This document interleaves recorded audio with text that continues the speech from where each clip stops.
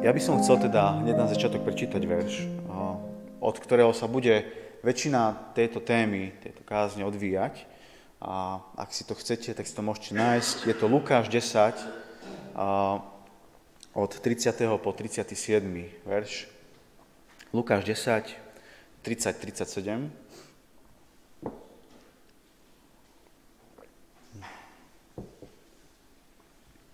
A píše sa tam toto. Ježiš znovu riekol, išiel jeden človek z Jeruzalema dolu do Jericha a padol lotrom do rúk. Tí ho ozbíjali, doráňali a zanechali polomrtvého a odišli. Náhodou išiel touto cestou kňaz a keď ho videl, obišiel ho, podobne i Levita. Keď prišiel na toto miesto a videl ho, obišiel ho. Prišiel však k nemu pocestný Samaritán a vidiac ho, zľutoval sa nad ním, pristúpil k nemu, obviazal mu rany, nalial do nich olej a víno. Vyložil ho na svoje hoviatko, zaniesol ho do hostinca a opatroval ho. Potom na druhý deň vybral 2 denáre, dal hostinskému a povedal, opatruj ho, a ak by si viac vynaložil na neho, zaplatím ti, až sa vrátim. Čo myslíš, kto z týchto troch bol blížny tomu, ktorý padol lotrom do rúk? A on povedal, ten, čo mu preukázal milosrdenstvo. Ježiš mu povedal, choď a rob podobne. Tak viacerí poznáme tento príbeh o Samaritánovi. Vlastne chcel by som na začiatok úplne takto povedať, že najdôležitejšie vždycky pre veriaceho a neveriaceho je evanjelium. To je vlastne najpodstatnejšie, čo Ježiš vlastne chcel nechať. To je evanjelium, tá dobrá správa. Toto vlastne znamená dobrá správa. Ale zároveň to nie je len dobrá správa, ale je to aj nejakým spôsobom mocou Božou. Aby ľudské životy, tvoj a môj život, mohli byť zmenené. Lebo môžeš počuť dobrú správu aj o tom, že ti na účte pristalo 10 000 eur, bude to dobrá správa, ale možno chvíľku ti to pomôže, ale nezachráni ti tvoj život. Myslím teraz z pohľadu večnosti. Čiže nestačí len dobrá správa, musí to byť aj mocou Božou na spasenie. A to je evanjelium. A v tomto príbehu máme tu zlodejov. To sú hneď tí prví, ktorí nejakým spôsobom začnú nejaký kontakt s tým cestujúcim. A oni ho teda ozbíjajú, dobijú, zrejme ho dostanú do takého stavu, že on je skoro polomrtvý. A títo zbojníci vlastne v tomto príbehu predstavujú hriech. Nie je to úplne populárne spojenie, ale oni vlastne predstavujú hriech v tomto príbehu. A v Biblii Ján 10.10 sa píše, že zlodej prichádza, čiže zlodej prichádza, aby len kradol, zbíjal a hubil. Prichádza, aby ničil tvoj potenciál. A možno si teda myslíš o sebe niekoľko vecí. Napríklad, že možno nie si dosť dobrý. Alebo nie si možno dosť talentovaný, keď vidíš nejakého talentovaného človeka. Možno nie si dostatočne svalnatý, alebo dostatočne múdry, ako ktokoľvek, možno okolo teba. Tak ja chcem povedať, že toto je vlastne klamstvo. To je klamstvo, keď ty veríš, že tvoja dostatočnosť v porovnaní s inými nie je dosť dobrá. A tu práve prichádza ten hriech, aby ťa okradol o niečo. Takže hriech prichádza, aby ničil tvoj potenciál, tvoje vzťahy, aby ničil tvoj život a pravdepodobne ty a ja, čiže všetci poznáme ľudí zo svojho okolia, alebo možno sa poznali niekoľko ľudí zo svojho okolia v minulosti, pri ktorých ste videli, že oni majú neskutočný potenciál. Že oni čokoľvek chytili, tak to proste fungovalo. Tak to šlo, tak to proste bolo perfektné. Možno ste poznali a možno aj poznáte. Obrovský potenciál. No ale potom nejakým spôsobom sa stali závislými na určitých zvykoch, na určitých návykoch alebo zlozvykoch. A niečo sa s nimi začalo diať. Mali množstvo príležitostí, kamkoľvek by sa vydali, tak by to malo zmysel. Mohol by sa ich život uberať akýmkoľvek smerom. Úplne akýmkoľvek. Poznáš? Alebo spomínaš si na niekoho takého? Ja tiež viem dať ruku, ale skôr o sebe. A tu nepriateľ teda prišiel ako zlodej. Prišiel, aby hubil, aby ničil, aby vraždil a kradol. A prebieha to asi takto. Prichádza ti do hlavy myšlienka. Úplne jednoduchá, bežná. Myšlienka je z pohľadu človeka veľmi dôležitá. Nad tým, čo uvažuješ, je veľmi dôležité. Veľmi. Je veľmi dôležité, čo ti prúdi do tvojej hlavy. Je veľmi dôležité, čím sítiš svoju hlavu, svoju mysel. Čo pozeráš, čo čítaš, s kým si. Ja mám rád takú vetu, že s kým si, taký si. Neviem, či to úplne všetkých platí, ale zatiaľ sa to tak asi javí. Nad čím uvažuješ? Takže ak sa nejakou myšlienkou začneš dlhšie pohrávať, máš ju vo svojej mysli, máš ju vo svojej hlave, tak skús pamätať na jednu vec, celú túto kázeň, že hriech vždy začal myšlienkou. Vždy. Vždy začal hriech myšlienkou. Kain a Abel. Zabijem ho. Kopu iných hriechov, o ktorých čítame v Biblii. Teda vždy to začína myšlienkou. A príslovie 23.7 hovorí, že ako zmýšľa vo svojej duši, taký je. Zaseješ to, o čom premýšľaš. A keď o tom premýšľaš dosť často, tak je len otázkou času, kedy z toho začneš žať svoj skutok. A keď začneš praktizovať ten skutok, o ktorom si dlho premýšľal a často, potom si vytvoríš nejaký zvyk, keď to budeš často praktizovať. Vytvoríš si zvyk.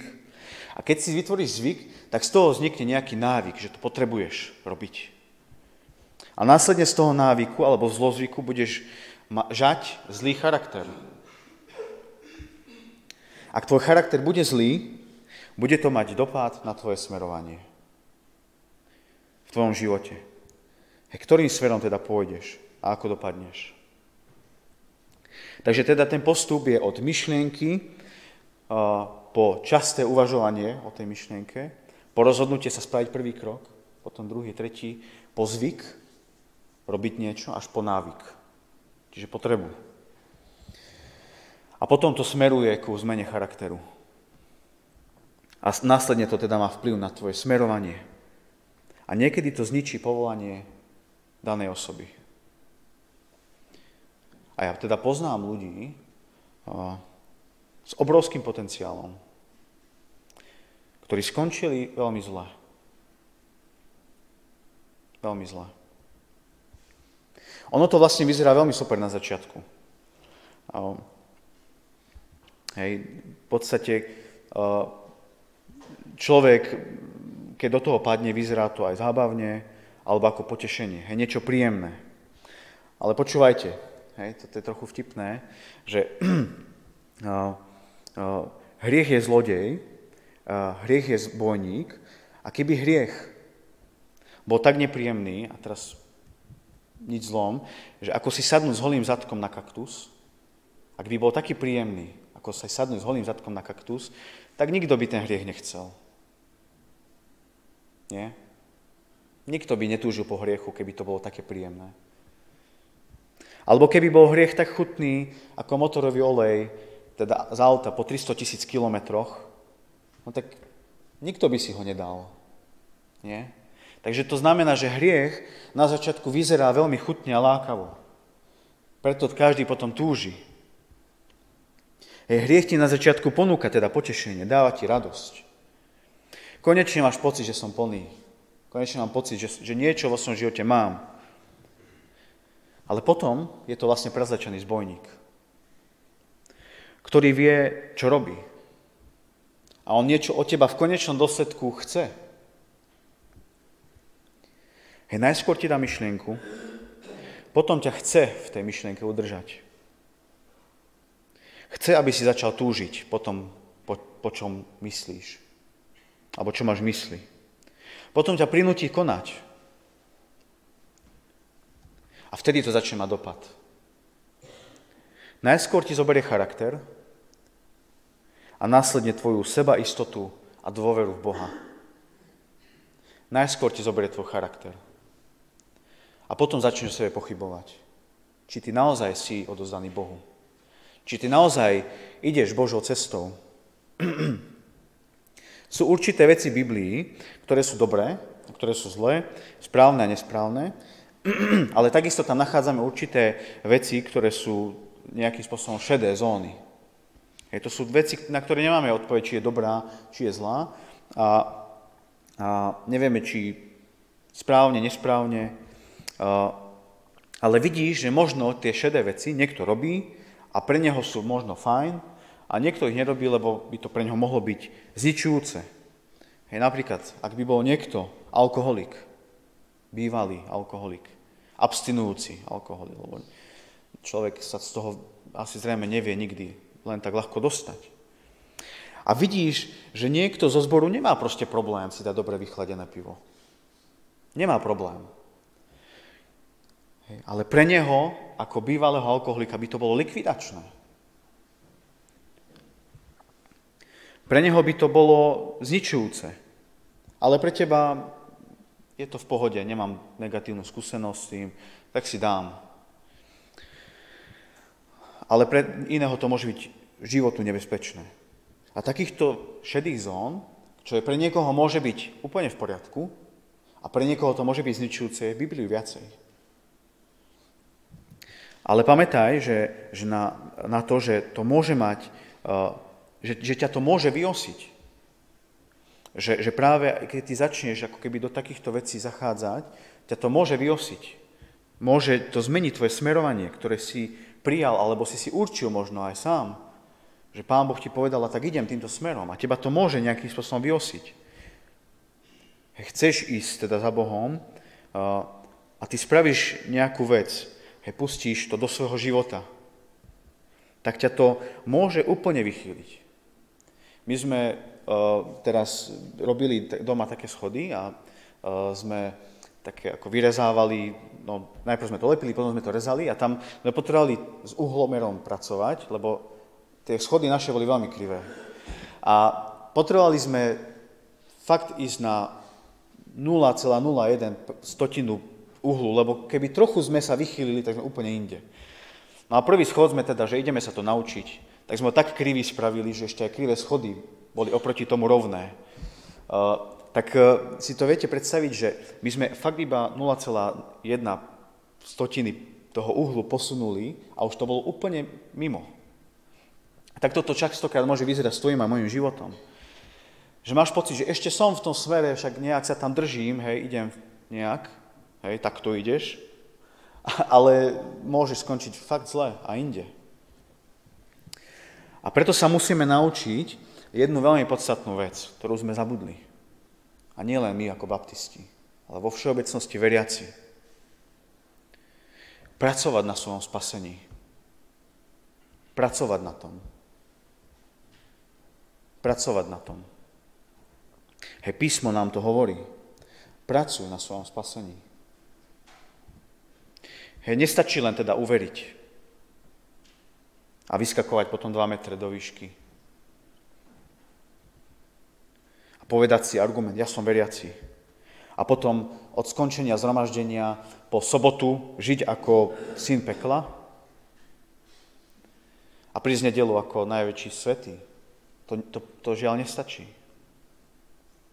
My potrebujeme pracovať na svojom spasení. Je to potrebné pracovať. Inými slovami, čo to znamená? To znamená, že ľudia okolo teba vidia, že si iný. Ľudia okolo teba vidia, že si iný. Že pracuješ na tom, aby tá vnútorná realita, to, čo si ty prijal, to, čo si zažil, vo svojom vnútri, aby to bolo vidno aj na tvojom živote. Že ty pracuješ na svojom spasení. Že to vidno na tvojom živote. Ľudia vidia, že si iný. Ľudia vidia, že máš iný slovník, alebo teda počujú, že máš iný slovník. Ľudia vidia, že ideš viac ako len tú prvú mílu, ktorú musím, ale idem viac. Spravím viac. Ľudia vidia, že si nápomocný. Ľudia vidia, alebo teda počujú, že z tvojich úst ide viacej požehnanie a dobrorečenie a nie kliatba a ohováranie. Ľudia to počujú.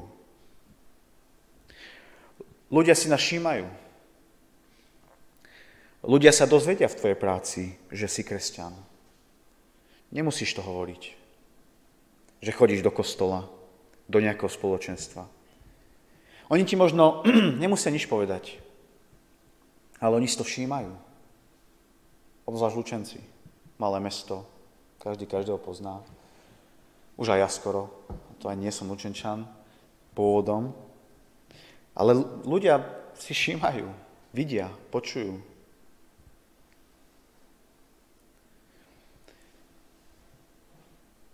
A oni teda vidia reálne, kto si. Oni vidia tvoje skutky. Poviem to tak ako čudne, ale oni vidia tvoju spásu.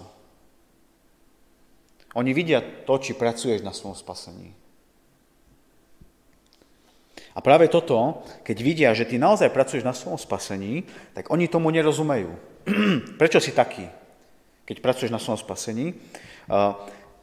Možno sa ti smejú, že si blázon a že majú ťa teda za blázna, ale produkuje to niečo veľmi dôležité. A to je to, že to vyvoláva otázky.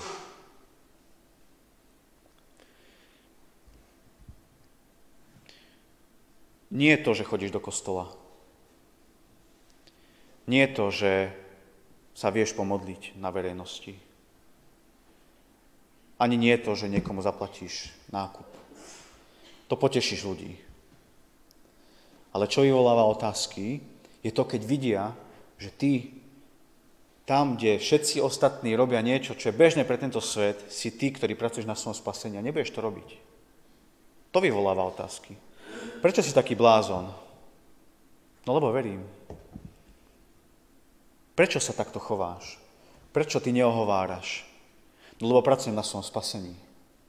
Lebo ja chcem byť v nebi. Ja chcem, aby môj život bol zachránený. Nie preto, že chodím do kostola a patrí sa to. Nie preto nenadávam. Ale preto, že pracujem na svojom spasení.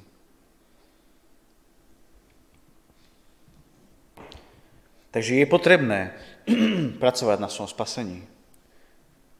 Sú veci, ktoré sú jasné a veci, ktoré nie. A ty musíš mať vo svojom vnútri niečo podstatné. Dve veci. Prvá vec je osobné presvedčenie, že Pán Ježiš, len On ťa môže zmeniť a zachrániť. Ty o tom musíš byť presvedčený. Vnútorne. A druhá vec je skúsenosť s Pánom Bohom. Že ty si s ním zažil niečo. Tieto dve veci potrebujeme mať. A jedna z najdôležitejších otázok, na ktorú odpoveď poznáš iba ty, znie, a môžeš si aj dať odpoveď dnes. Čo robíš v práci napríklad? Alebo teda si v práci a kolegom sa nechce robiť svoju prácu napríklad. A nejakým spôsobom sabotujú ten deň, lebo je pondelok a je nuda a po víkende sa nám nechce robiť a chcú to odfláknuť. Alebo keď sa napríklad začne poriadne ohovárať, nie? Kto si vtedy? Pracuješ na svojom spasení aj vtedy? Alebo si ten, kto sa veľmi rád pridá. Však poďme niečo šplechnúť na toho a na toho. Aby som náhodou nebol čudák, tak niečo poviem aj ja. Aby som náhodou nerozbíjal partiu, však sa máme tu dobre v tejto práci, tak aj ja sa pridám radšej. Alebo pracuješ na svojom spasení a viem, že toto proste ty nechceš robiť. Toto nechcem, aby bola moja identita. Toto nechcem, aby bolo moje smerovanie. Ono sa to dá vlastne veľmi ľahko zistiť. Možno si vieš aj teraz na to odpovedať. Či si taký alebo taký. Vieš si na to veľmi ľahko odpovedať. Vyvoláva tvoj život otázky pre iných ľudí? Vyvoláva tvoj život otázky? Napríklad v práci? Alebo nie? Lebo ak nie, tu mi môžete možno dať niektorý argument. Však už 30 rokov spolu robíme a my už o sebe vieme všetko. On ma pozná úplne, tak vie, ako ja fungujem. Pozná ma teda dlho. Všetko o mne vedia. Lenže toto nie je otázkou toho, ako kto koho pozná. Toto je spojené s tým, že ja proste nebudem robiť to, čo je vo svete bežné. Pretože ja pracujem na svojom spasení. Ja pracujem na tom, aby som zaprvé vyvolával otázky v týchto ľuďoch, a to môže aj po 30 rokoch.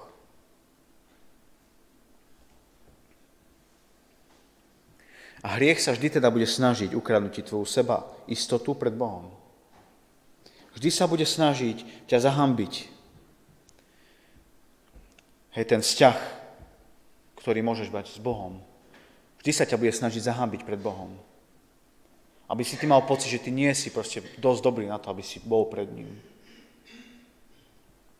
1. Jánova 3.21 hovorí: milovaní, ak nás srdce neobviňuje, tak vlastne máme istotu v Bohu. Ak ťa srdce neobviňuje, tak máš istotu v Bohu. To sa píše 1. Jánova 3.21. S istotou môžeš pristúpiť pred trón milosti, ak ťa srdce neobviňuje. Takže predstavme si teraz znova ten príbeh. Leží tam chlapík dobitý na ceste, smeruje do Jeruzalema. Zlodeji reprezentujú teda hriech, to už vieme. Teda do Jericha. A potom tu máme ďalšie postavy dve. Jeden je kňaz a druhý je levita. Obaja si vykračujú, vidia tam toho doráňaného chlapíka a toho polomrtvého, pocestného a všimnime si, že keď ho uvidia, tak vlastne ho obídu. Oni sú vlastne na ceste do synagógy. V tom období považovaného za najsvätejšie miesto. Jeden biblista povedal jednu vtipnú vec k tomuto príbehu, že pravdepodobne išli v ten večer vyučovať do synagógy a pravdepodobne o tom, ako prehltnúť ťavu. Vysvetlím. Lebo náboženstvo vždy škrapká, tam, kde nikoho nič nesvrbí. Náboženstvo. Náboženstvo vždy kladie otázky, ktoré vlastne nikoho nezaujímajú. To je náboženstvo. Náboženstvo vždy obchádza reálne ľudské potreby. Náboženstvo nezaujímajú ľudské potreby. Obchádza bolesť a tvári sa ako niečo veľmi dôležité. A potrebné. A tu vidíme muža, ktorý leží polomrtvý pri ceste, asi krváca, zrejme zomiera, a ide okolo neho náboženstvo, teda náboženskí ľudia, ktorí predstavujú náboženstvo, a ten kňaz a levita, a ten chlapík polomrtvý si ich všimne, zrejme, a myslí si, že ak neviem dostať milosrdenstvo v Božom dome, tak kde ho dostanem? Ak neviem dostať milosrdenstvo a pomoc v Božom dome, tak kde? Kde ho mám nájsť? Náboženstvo ťa obíde. A Biblia hovorí v Jakub 1.27. Čistá a nepoškvrniteľná zbožnosť pred Bohom Otcom je navštevovať siroty a vdovy v súžení a chrániť sa pred poškvrnou sveta.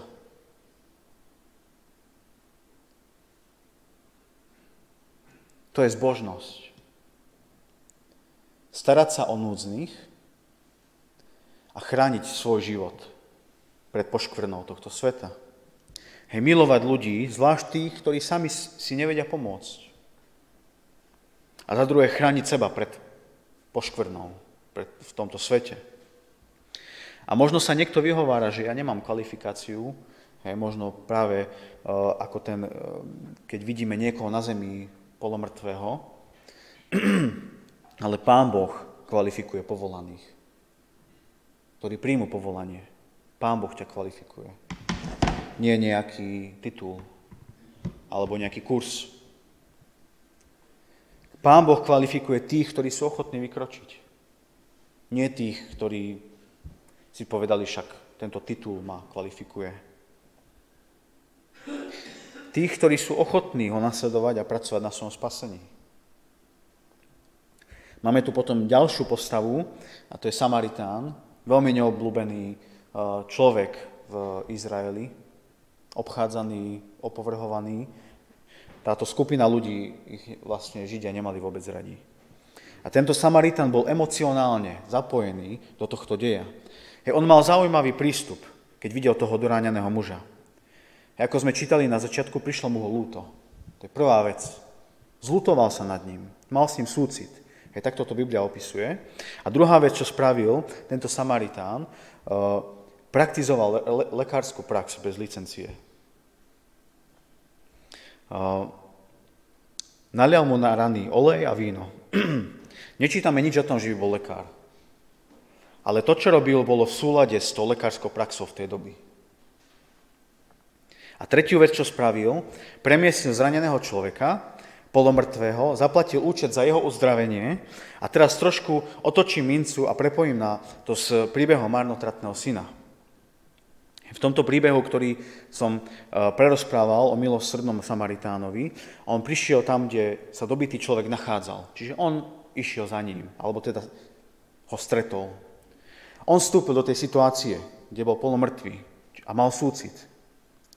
A príbeh o marnotratnom synovi sme počuli veľmi veľakrát. Ani to už možno nevieme spočítať. Príbeh o tom, ako syn v rebelii opustil domácnosť, rodinu, otca, zobral si dedičstvo, čo v tej dobe, kým ešte rodičia žili, a vypýtať si dedičstvo, takže to bola veľká drzosť. Minul tieto peniaze na hriešne potešenie a skončil v prasacej farme ako bezdomovec, ako zlomený človek a zdevastovaný. On opustil svojho otca, vydal sa na cestu do Jericha. Jericho bolo považované za prekliaté mesto. A Jeruzalém práve naopak, za požehnané mesto. Opustil teda dom, opustil Jeruzalém a skončil v prasacej maštali. Skončil zúfalý, stratil všetko a hovoril si sám sebe už tej zúfalosti, že vstanem a pôjdem naspäť do domu svojho otca. Pôjdem späť domov. Ale neočakávam, že získam späť status syna. Nemám také očakávania, ale keby som mohol byť aspoň služobník v dome svojho otca, aspoň niečo, bolo by to stále lepšie ako to, čo mám teraz. A vieme, ako to bolo. On sa vydal teda späť domov a ešte keď bol ďaleko, tak ho otec zbadal a rozbil sa za ním. Prečo otec utekal za ním? Prečo šiel za niekým, kto ho sklamal? Kto bol v rebelii, ktorý spravil niečo hrozné a hriešne a tak ďalej? A existuje teda židovská tradícia, ktorá sa volala kazaza. Kazaza. Znamená to v podstate nejakým spôsobom ako odrezávanie, keď sa niečo odrezávalo. Ak človek zo židovskej komunity pôjde do krajiny pohanov, ktorý spraví to, že všetko pokazí, čo vlastne spravil, a zahanbí svoju rodinu a vyhodí celé svoje dedičstvo a následne sa snaží vrátiť späť, čo vlastne aj on chcel, tak Židia by častokrát stali na vrchole mestských brán a hodili by z tých brán na zem hlinený hrniec a vysmievali by sa a hovorili by, že si odrezaný, kazaza. Hovorili by, že si odrezaný od svojej rodiny.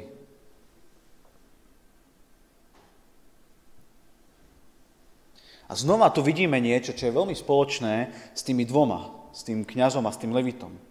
Vidíme tu nejaké akože náboženské správanie. Znova tu je proste niečo, čo sa iba dá nazvať, iba náboženským správaním. Ale tu sa nie je niečo, čo tomuto celému, tomu kazaza predchádza. Otec nečaká na tej bráne, nemá hrnec v ruke, ale on čo spravil? On sa rozbehol za ním, aby zabránil tomuto potupnému činu. On sa rozbehol za ním. A to je niečo podobné, ako keď vidíme toho Samaritána, že on sa rozhodol ísť. A to je veľmi podobné, ako keď vidíme tých dvoch cestujúcich, tých, ktorí šli do synagógy, ktorí predstavujú náboženstvo, a dáme to do roviny s týmto marnotratným synom ako tí, ktorí stoja na tých hradbách a prejavujú iba náboženstvo. Lebo v tom čine nebola žiadna milosť, ani milosrdenstvo. To je doslova, my ťa chceme obísť. A potom tu máme toho, ktorý sa postará o toho zraneného a prejaví mu milosť, súcit. A potom tu máme otca, ktorý sa rozbehol, strápnil seba. Hej, v tom období bežať pre muža bolo strašne. Hej, on si musel tú sukňu vyhrnúť, ale teraz nie len tak, že mu nohy trčali, ale dosť vysoko na to, že mu aj zadok asi bolo vidno. A on sa nechal strápniť, aby prejavil milosť.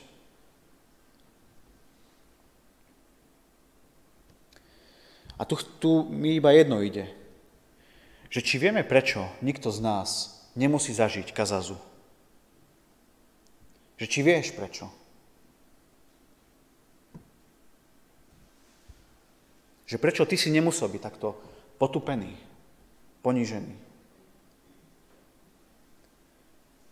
Že či si to zažil, že nemusíš byť takýto potupený. Jedna z odpovedí je Ježiš a kríž. Lebo on sa rozhodol. Lebo on šiel. A skúsi spomenúť ráno na jednu vec. Že keď ráno vstaneš a ideš pred zrkadlo, pozrieš na seba, niekto dlhšie, ako niekto, kto si dá záležať, a niekto ako ja, ktorý kratšie, a pozrieš sa na seba a možno vidíš seba ako niekoho, kto je úplne nehodný. Ale je úplne jedno, ako sa cítiš, alebo čo si spravil. Pripomeň si, ale spomeň si na to, kto ti bežal oproti. Spomeň si na to. To je oveľa podstatnejšie ako to, ako sa cítiš, alebo čo si spravil. My nevieme, čo spravil ten pocestný, ktorého dobili. Kto to bol? Že či to náhodou tiež nebol nejaký zlodej, alebo nejaký možno vrah. Alebo možno nevieme. Ale vidíme, že aj napriek tomu dostal milosť. A potom na druhej strane vidíme toho syna, ktorý spravil kopu zlých vecí. Úplne, že akože potupné pre rodinu, pre neho samého skončil hriechu. A vidíme tu obraz toho, že aj tak si zaslúžil milosť. A takisto ako príbeh o milosrdnom Samaritánovi, tak aj príbeh o marnotratnom synovi sú príbehy, kedy je zjavný rozdiel medzi náboženským správaním a medzi milosrdným srdcom Samaritána alebo otca. Je tam veľký rozdiel. A ďalej vidíme, ako je dôležité pracovať na svojom spasení. Pretože hriech vždy začína myšlienkou, aj to najmenej nevinnou. Vždy. A tak verím, že tieto slová, ktoré sme dnes mohli počuť, budeme vnímať, že môžeme s tým niečo robiť. Že môžeme nasledovať Pána Boha aj taký, aký sme. Ale potrebujeme pracovať na svojom spasení. Potrebujeme vnímať to, že moja zbožnosť sa nekončí o 12. alebo o 1. po spoločnom obede. Ale ty potrebuješ pracovať na svojej zbožnosti práve tam, kde si práve vystavený, lebo tu sme dosť v ideálnom prostredí dnes, teraz. Ale práve tam, keď vyjdeš von, keď na teba zo všetkých strán, médiá, kamaráti, partia, rodina a neviem, čo všetko máš vo svojom živote, tlačí. A ty si na tej križovatke nechcem rozbiť partiu, alebo chcem pracovať na svojej zbožnosti, na svojom spasení. Dennodenne sme vystavení tejto otázke. A je jedno, či máš 80, 60, 40, 20 alebo 10. Každý jeden je vystavený. Dennodenne. Tak, Pane, ďakujeme Ti za to, že Ty si ten, ktorý nás chrániš a Ty si ten, ktorý prejavuješ milosť a milosrdenstvo aj napriek tomu, že my padáme a strácame sa v tomto svete. A tak chceme, aby sme sa učili byť ako ten milosrdný Samaritán alebo ako ten otec, ktorý sa rozbehol. A zároveň, ak potrebujeme byť my niekým takto, aby niekto sa oproti nám takto rozbehol, tak prosím, Pane, daj tomu človeku na srdce to, aby to spravil. Amen.